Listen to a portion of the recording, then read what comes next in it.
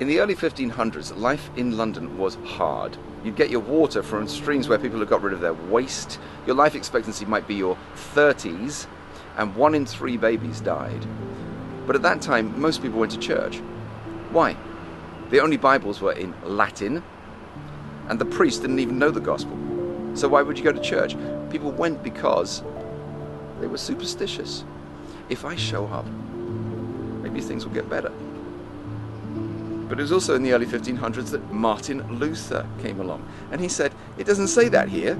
Here it says, God shows his love for us, in that while we were still sinners, Christ died for us. And he started to preach that. And all over Europe, thousands of people came to understand the gospel in the revival we call the Reformation. Now, in England, somebody who got that Reformation gospel early on was this brilliant linguist called William Tyndale.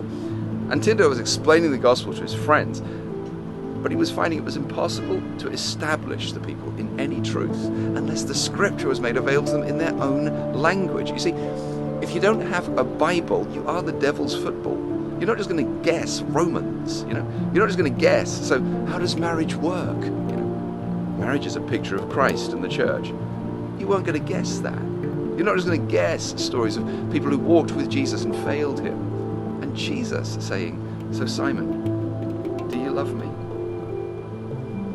You know I love you, Lord. You wouldn't guess that because that's outrageous. You need a Bible. You need to see that happen. That's what he's like. But when Tyndale went to the authorities, it was the Bishop of London who came out against him. So he escaped to Europe, and they translated and printed 3,000 New Testaments. These changed history.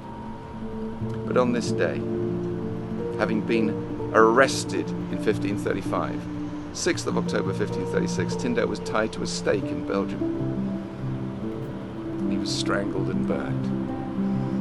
But while he was tied to the stake, they say he shouted. And what he shouted was not, "Oh God, have mercy on me." They say what he did shout was, "Lord, open the King of England's eyes."